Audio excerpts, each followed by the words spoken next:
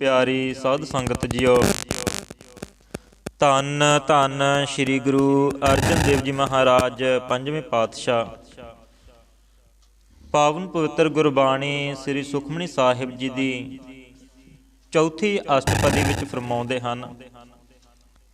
सलोक निर्गुण यार इयानिया सो प्रभ सदा समाल।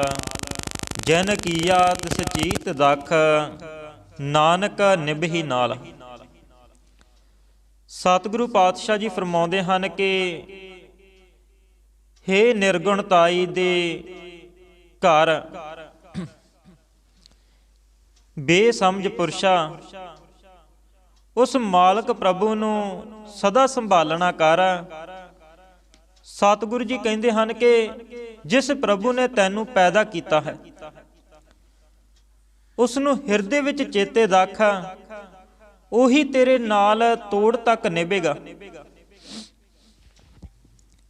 ते गुरु पातशाह जी फरमाउंदे हन अष्टपदी।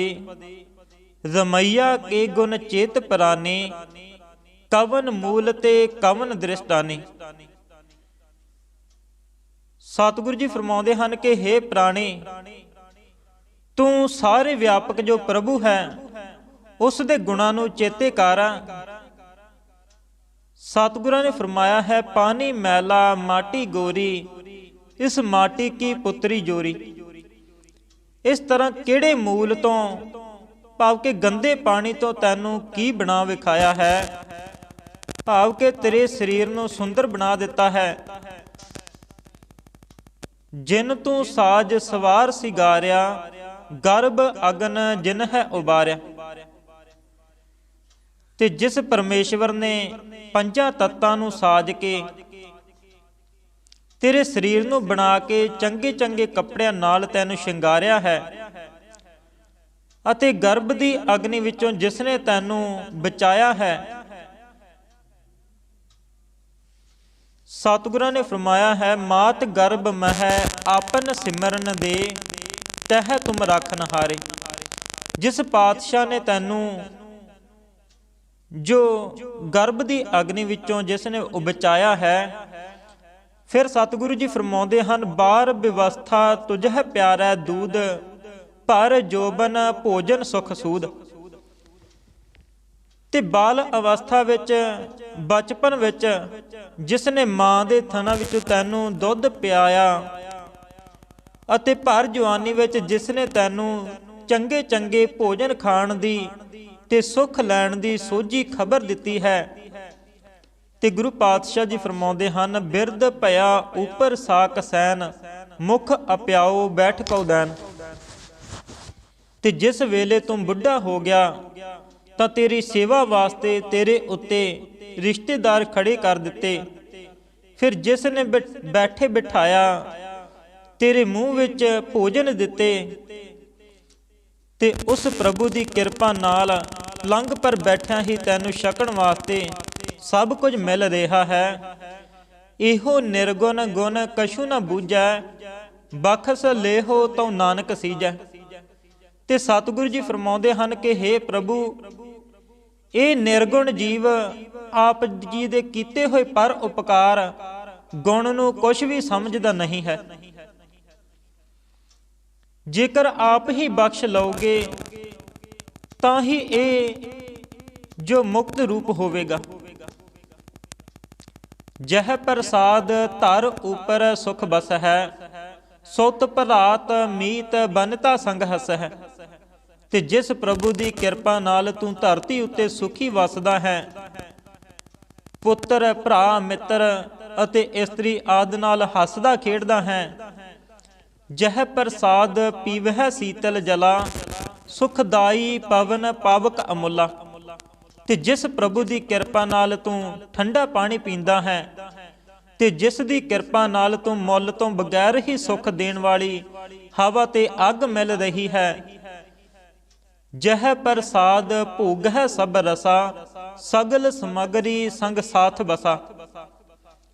ते जिस प्रभु की किरपा नाल सारियां रसां नूं भोग रहा है अते सारियां समगरियां दे समुद्रां दे नाल वस रहा है, ਤੇ ਸੁੱਖਾਂ ਨਾਲ ਸਾਰੀਆਂ ਸਮੱਗਰੀਆਂ ਨਾਲ ਵਸ ਰਿਹਾ ਹੈ। ਦੀਨੇ ਹਸਤ ਪਾਵ ਕਰਨ ਨੇਤਰ ਰਸਨਾ, ਤਿਸ ਹੈ ਤਿਆਗ ਅਵਰ ਸੰਗ ਰਚਨਾ। ਤੇ ਜਿਸ ਪ੍ਰਭੂ ਨੇ ਤੈਨੂੰ ਹੱਥ, ਪੈਰ, ਕੰਨ, ਅੱਖਾਂ ਤੇ ਜੀਭ ਆਦਿ ਸਾਰੇ ਇੰਦਰੀਏ ਦਿੱਤੇ ਹਨ, ਉਸ ਪ੍ਰਭੂ ਨੂੰ ਛੱਡ ਕੇ ਤੂੰ ਹੋਰਨਾਂ ਨਾਲ ਰਚ ਰਿਹਾ ਹੈ। ਐਸੇ ਦੋਖ ਮੂੜ ਅੰਧ ਵਿਆਪੇ, ਨਾਨਕ ਕਾਢ ਲੇਹੋ ਪ੍ਰਭ ਆਪੇ। ਤੇ ਸਤਿਗੁਰੂ ਪਾਤਸ਼ਾਹ ਜੀ ਫਰਮਾਉਂਦੇ ਹਨ ਕਿ ਇਸ ਮੂਰਖ ਅੰਨੇ ਵਿੱਚ ਇਹੋ ਜਿਹੇ ਔਗਣ ਲੱਗੇ ਹੋਏ ਹਨ, ਹੇ ਵਾਹਿਗੁਰੂ ਆਪ ਹੀ ਕਿਰਪਾ ਕਰਕੇ ਇਸ ਨੂੰ ਗੁਨਾਹਾਂ ਵਿੱਚੋਂ ਕੱਢ ਲਵੋ। ਆਦ ਅੰਤ ਜੋ ਰਾਖਨ ਹਾਰ, ਤਿਸ ਸਿਓ ਪ੍ਰੀਤ ਨ ਕਰੈ ਗਵਾਰ। ਜੋ ਪ੍ਰਭੂ ਸ਼ੁਰੂ ਤੋਂ ਲੈ ਕੇ ਅੰਤ ਤੱਕ, ਭਾਵ ਕਿ ਬਾਲਕ ਅਵਸਥਾ ਤੋਂ ਲੈ ਕੇ ਮਰਨ ਤੱਕ ਰੱਖਣ ਵਾਲਾ ਹੈ, ਇਹ ਮੂਰਖ ਉਸ ਨਾਲ ਪਿਆਰ ਨਹੀਂ ਕਰਦਾ। ਜਾ ਕੀ ਸੇਵਾ ਨਵ ਨਿਧ ਪਾਵੈ, ਤਾਂ ਸਿਆ ਮੂੜਾ ਮਨ ਨਹੀਂ ਲਾਵੈ। ਤੇ ਜਿਸ ਪ੍ਰਭੂ ਦੀ ਸੇਵਾ ਕਰਕੇ ਜੀਵ 9 ਨਿਧੀਆਂ ਪਾਉਂਦਾ ਹੈ, ਇਹ ਮੂਰਖ ਪੁਰਸ਼ ਉਸ ਨਾਲ ਮਨ ਨਹੀਂ ਜੋੜਦਾ। ਜੋ ਠਾਕੁਰ ਸਦ ਸਦਾ ਹਜੂਰੇ, ਤਾਕੋ ਅੰਧਾ ਜਾਣਤ ਦੂਰੇ। ਤੇ ਜੋ ਸੁਆਮੀ ਪ੍ਰਮਾਤਮਾ ਹਮੇਸ਼ਾ ਹਾਜ਼ਰ ਨਾਜ਼ਰ ਹੈ, ਇਹ ਅੰਨਾ ਅਗਿਆਨੀ ਪੁਰਸ਼ ਉਸ ਨੂੰ ਦੂਰ ਜਾਣਦਾ ਹੈ। ਜਾ ਕੀ ਟਹਿਲ ਪਾਵੈ ਦਰਗਹਿ ਮਾਨ, ਤਿਸ ਹੈ ਬਿਸਾਰੈ ਮੁਗਧ ਅਜਾਨ। ਤੇ ਜਿਸ ਦੀ ਸੇਵਾ ਟਹਿਲ, ਸੇਵਾ ਸਿਮਰਨ ਕਰਕੇ ਇਹ ਜੀਵ ਦਰਗਾਹ ਵਿੱਚ ਸਨਮਾਨ ਪਾਉਂਦਾ ਹੈ, ਤੇ ਇਹ ਮੂਰਖ ਅਗਿਆਤ ਪੁਰਸ਼ ਉਸ ਨੂੰ ਭੁਲਾਈ ਬੈਠਾ ਹੈ। ਸਦਾ ਸਦਾ ਇਹ ਭੂਲਨ ਹਾਰ, ਨਾਨਕ ਰਾਖਨ ਹਾਰ ਅਪਾਰ। ਤੇ ਇਹ ਜੀਵ ਹਰ ਰੋਜ਼ ਹੀ ਭੁੱਲਣ ਵਾਲਾ ਹੈ। ਤੇ ਸਤਿਗੁਰੂ ਸਾਹਿਬ ਜੀ ਫਰਮਾਉਂਦੇ ਹਨ, ਉਹ ਬੇਅੰਤ ਪ੍ਰਭੂ ਆਪ ਹੀ ਇਸ ਦੀ ਰੱਖਿਆ ਕਰਨ ਵਾਲਾ ਹੈ। ਰਤਨ ਤਿਆਗ ਕੌਡੀ ਸੰਗ ਰਚੈ, ਸਾਚ ਛੋੜ ਝੂਠ ਸੰਗ ਮਚੈ।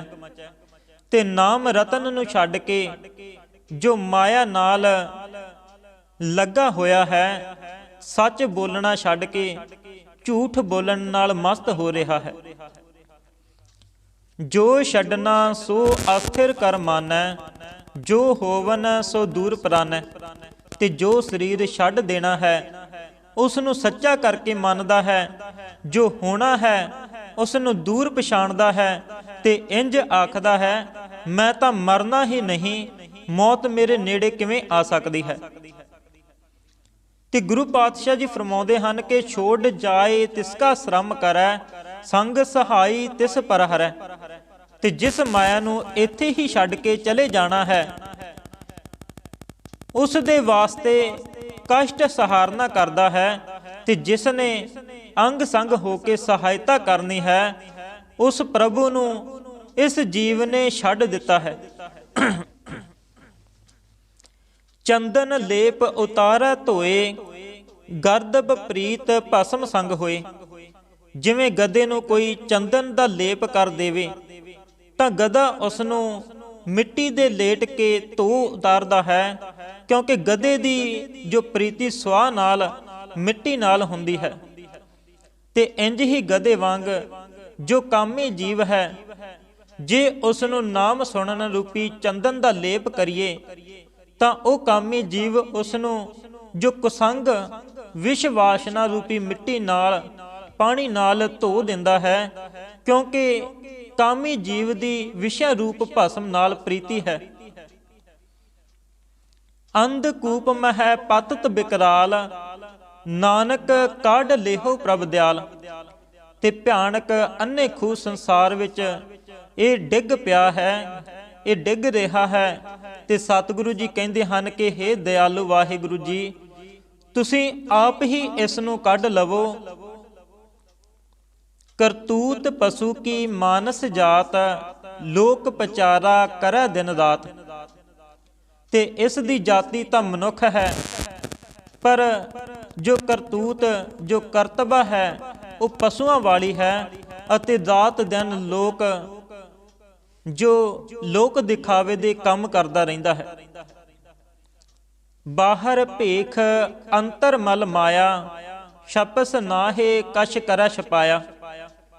ਬਾਹਰੋਂ ਤਾਂ ਸਾਧੂਆਂ ਵਾਲਾ ਭੇਖ ਬਣਾਇਆ ਹੋਇਆ ਹੈ, ਪਰ ਹਿਰਦੇ ਅੰਦਰ ਮਾਇਆ ਦੀ ਮੈਲ ਹੈ। ਭਾਵੇਂ ਲੁਕਾਉਣ ਦੇ ਯਤਨ ਕੁਝ ਪਿਆ ਕਰੇ, ਅੰਦਰ ਦੀ ਮੈਲ ਲੁਕ ਨਹੀਂ ਸਕਦੀ। ਬਾਹਰ ਗਿਆਨ ਧਿਆਨ ਇਸਨਾਨ, ਅੰਤਰ ਵਿਆਪੈ ਲੋਭ ਸੁਆਨ।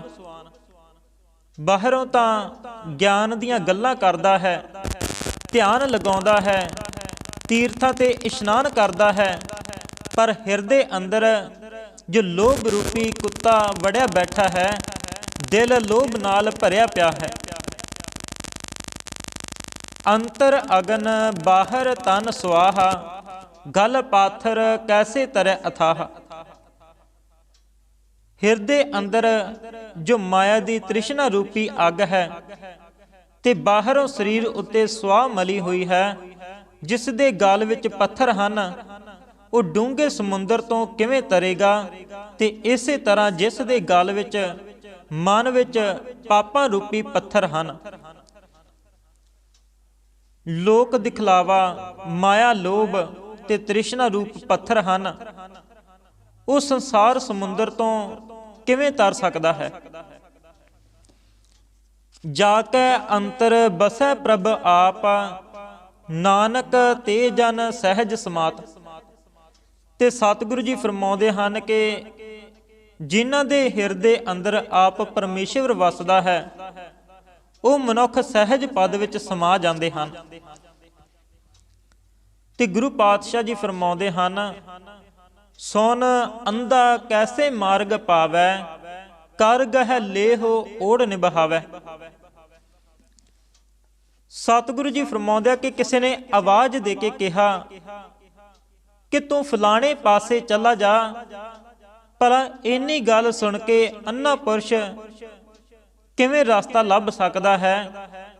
ਹਾਂ, ਜੇ ਕੋਈ ਉਸ ਦਾ ਹੱਥ ਫੜ ਲਵੇ ਤਾਂ ਜਿੱਥੇ ਉਸਨੇ ਜਾਣਾ ਹੈ ਉਸ ਨੂੰ ਅੰਤ ਤੱਕ ਉਸੇ ਮੰਜ਼ਿਲ ਤੇ ਪਹੁੰਚਾ ਦਿੰਦਾ ਹੈ। ਤੇ ਇਸੇ ਤਰ੍ਹਾਂ ਸ਼ੁੱਧ ਮਨ ਜੋ ਬੁੱਧੀ ਰੂਪੀ ਅੱਖਾਂ ਤੋਂ ਬਿਨਾਂ ਜੋ ਅੰਨਾ ਪੁਰਸ਼ ਹੈ, ਉਹ ਵੇਦਾਂ ਸ਼ਾਸਤਰਾਂ ਦੇ ਨਿਰਾ ਸੁਣਨ ਨਾਲ ਜੋ ਗਿਆਨ ਵਿਰਾਗ ਰੂਪੀ ਰਸਤੇ ਨੂੰ ਕਿਵੇਂ ਪਾ ਸਕਦਾ ਹੈ। ਜੇ ਗੁਰੂ ਸਾਹਿਬ ਜੀ ਉਸ ਦੇ ਮਨ ਰੂਪੀ ਹੱਥ ਨੂੰ ਫੜ ਲੈਣ ਤਾਂ ਅਖੀਰ ਤੱਕ ਪਰਮੇਸ਼ਵਰ ਤੱਕ ਉਸ ਨੂੰ ਪਹੁੰਚਾ ਦਿੰਦਾ ਹੈ। ਕਹਾ ਬੁਝਾਰਤ ਬੁਝੈ ਡੋਰਾ, ਨਿਸ ਕਹੀਐ ਤੋ ਸਮਝੈ ਭੋਰਾ।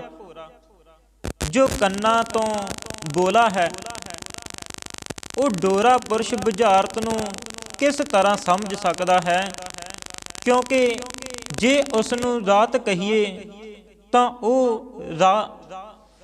ਉਹ ਰਾਤ ਸਮਝਦਾ ਹੈ,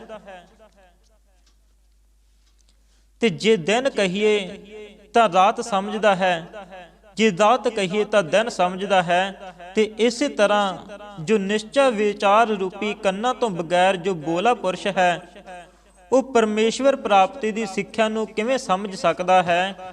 ਜੇਕਰ ਉਸ ਨੂੰ ਸੰਸਾਰ ਰਾਤ ਵਾਂਗ ਝੂਠਾ ਕਹੀਏ ਤਾਂ ਉਹ ਸੰਸਾਰ ਨੂੰ ਦਿਨ ਵਾਂਗ ਚਿੱਟਾ ਸਮਝਦਾ ਹੈ। ਜੇਕਰ ਆਤਮਾ ਨੂੰ ਦਿਨ ਵਾਂਗ ਪ੍ਰਕਾਸ਼ ਰੂਪ ਕਹੀਏ ਤਾਂ ਉਹ ਆਤਮਾ ਨੂੰ ਰਾਤ ਵਾਂਗ ਝੂਠਾ ਸਮਝਦਾ ਹੈ।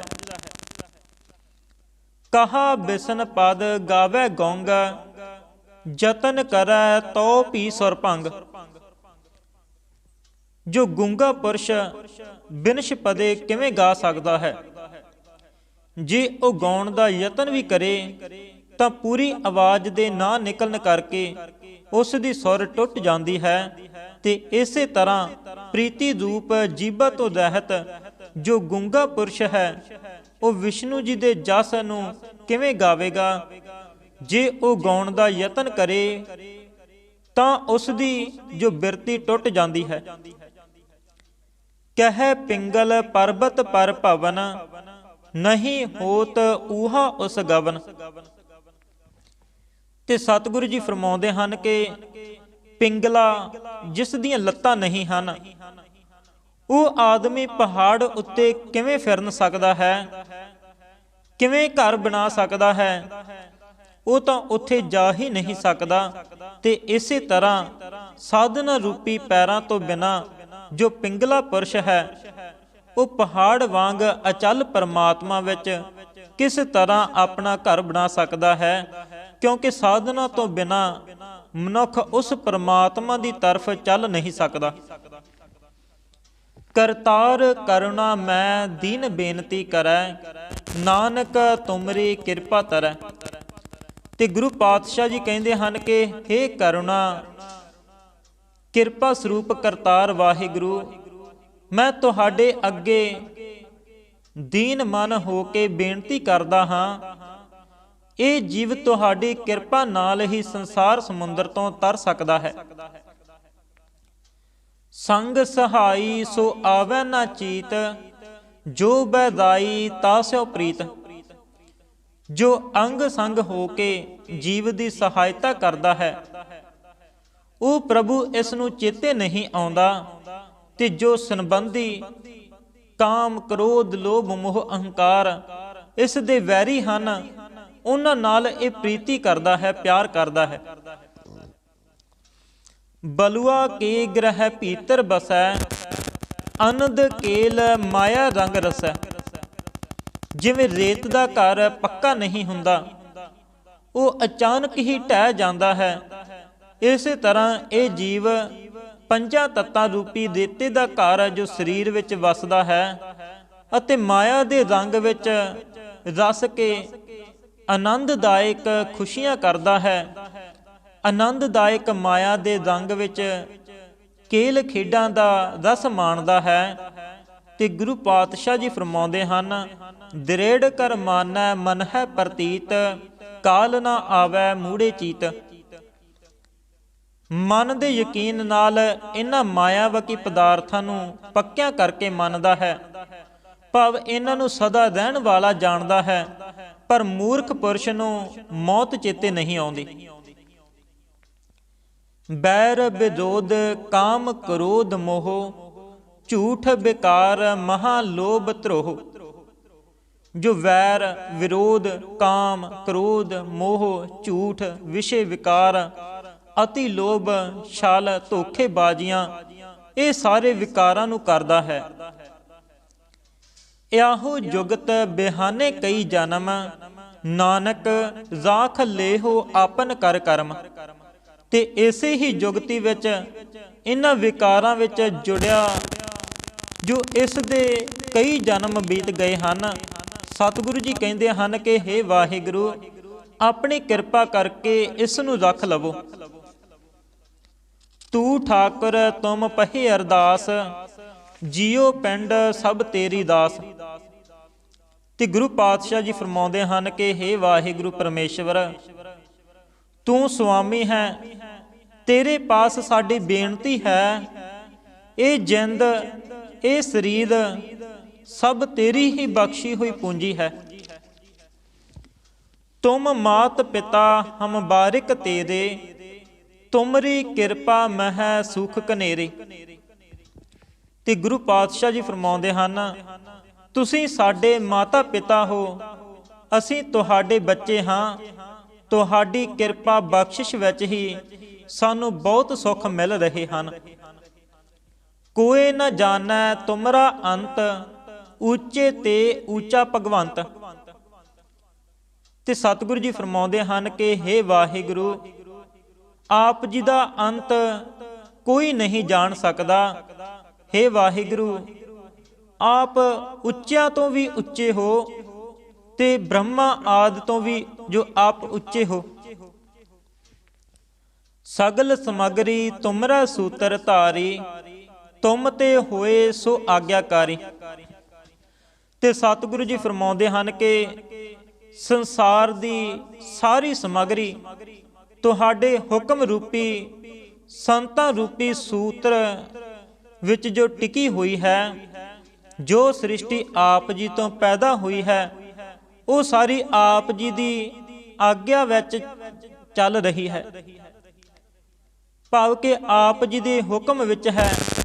ਜੋ ਵੀ ਸ੍ਰਿਸ਼ਟੀ ਹੋਈ ਹੈ ਉਹ ਸਾਰੀ ਆਪ ਜੀ ਤੋਂ ਅਤੇ ਆਪ ਜੀ ਦੀ ਮਾਇਆ ਤੋਂ ਹੋਈ ਹੈ। ਤੁਮਰੀ ਗਤ ਮੈਤ ਤੁਮ ਹੀ ਜਾਣੀ, ਨਾਨਕ ਦਾਸ ਸਦਾ ਕੁਰਬਾਨੀ।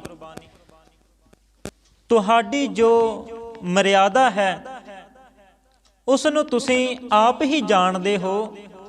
ਤੇ ਸਤਿਗੁਰੂ ਅਰਜਨ ਦੇਵ ਪਾਤਸ਼ਾਹ ਜੀ ਕਹਿੰਦੇ ਹਨ ਕਿ ਮੈਂ ਦਾਸ ਆਪ ਜੀ ਤੋਂ ਸਦਾ ਬਲਿਹਾਰ ਜਾਂਦਾ ਹਾਂ। ਸੋ ਇੰਨੀਆਂ ਬੇਨਤੀਆਂ ਪ੍ਰਵਾਨ ਕਰਨੀਆਂ ਜੀ।